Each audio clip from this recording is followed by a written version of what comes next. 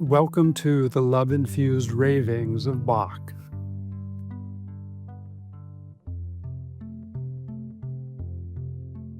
The Essence of Zen.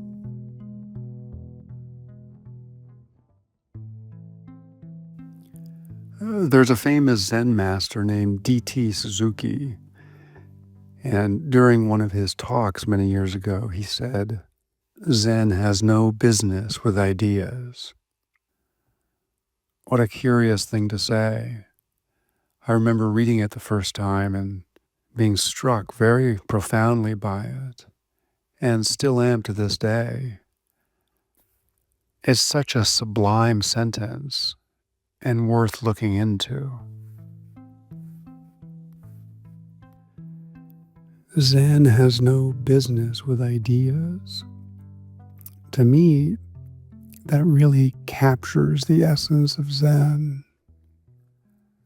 Such a striking and interesting quote.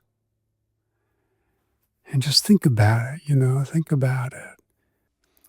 We're so conditioned to understand things through ideas and concepts, words. And most things, we're directed to understand things through the correct language, the correct concepts, the strongest and most penetrating and deepest concepts. And how wonderful, right? That works for almost everything. At least it gets us closer to the heart of things when we're given clear and correct concepts. So, what could it possibly mean that Zen has no business with ideas? Right? It can't be understood through language. It can't be understood through words. And you can take the word Zen here and think of it more broadly as, Buddha nature or the great mystery, whatever words work for you. The heart of all the spiritual traditions, what all the spiritual traditions are pointing towards. None can be understood through concepts. I never really studied Zen in any formal way, but my main teacher, Adyashanti, did, so there was a lot of Zen flavor to his teachings and silent retreats. But he never stuck to it rigidly at all, which I always loved about him. He was a lover of Jesus and Nisargadatta and the Zen teachings, all of it, but he spent enough time apparently in the Zen fold to realize that ultimately was not a system he wanted to be confined by, in a sense. And how I love that about him, because I feel the same way that I'm so attracted to any great teacher from any tradition who loves this quest for one's true nature more than anything.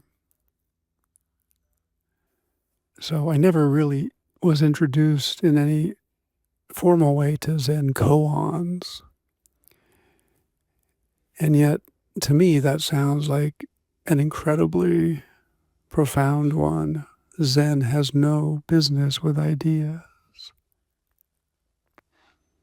And it really gets to the core of the matter with the understanding that what we're looking for can't be understood through the mind, can't be understood through thought.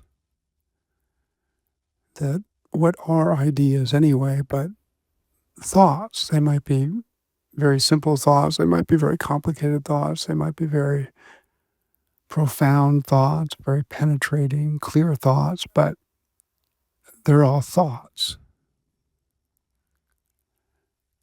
And he's suggesting that none of those, no matter how clear the idea is, can help us understand Zen, can help us understand our true natures.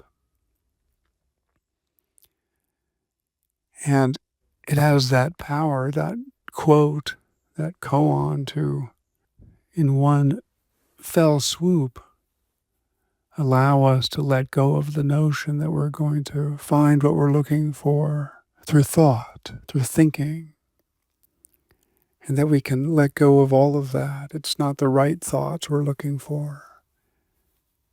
We're going to let go of the whole thinking apparatus for this quest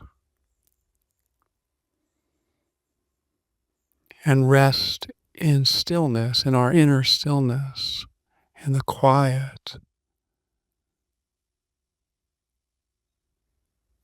and the quiet of our true nature, which is always now, right? You can look at it from that lens too. How can we understand now with thinking? And thinking introduces time, and now is ever present.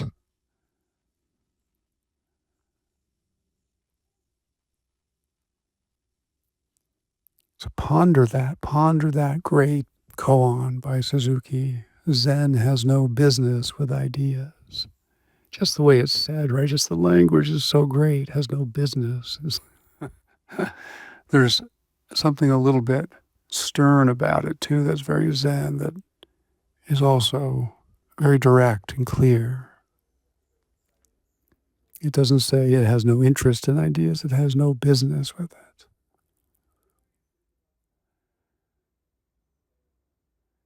We don't need ideas to find out who we are. They may help, and they do for most of us, right? We use many, many, many concepts along the way to find our way, to trundle down the path. But in the end, we have to let go of all of them. In the end, the ideas are just thoughts, and we can discard them all and rest in quiet stillness, which is at the heart of our being. And those are just ideas too, right? Those are just more words.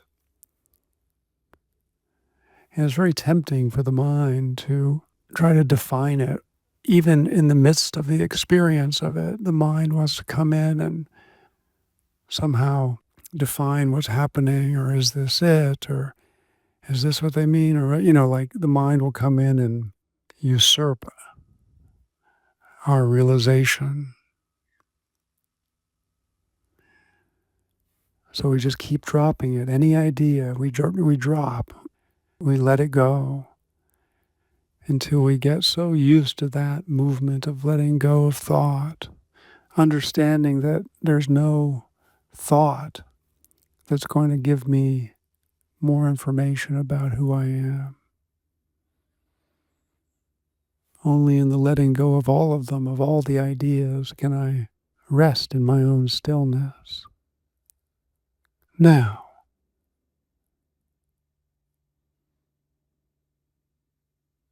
and that becomes more and more evident, and thought becomes less and less interesting. Although always a challenge, right? That's the great challenge. That's the great wrestling match. But at some point we have to stop wrestling and just let it go.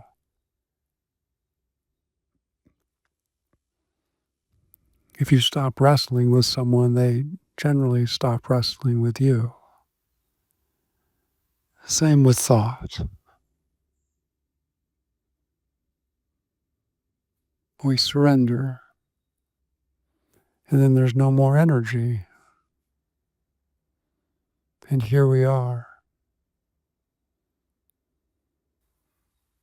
So ponder this wonderful, beautiful, penetrating quote by D.T. Suzuki. Zen has no business with ideas. And if you have some attitude about Zen, and I find that a lot of people do, they have their thoughts about it. They're either very attracted to it or find it to be too cold in some sense. You can use any word for Zen. My true nature has no business with ideas. now has no business with ideas. And even that itself is a concept, right? But a very strong one. It's a concept that can allow you to drop all other concepts.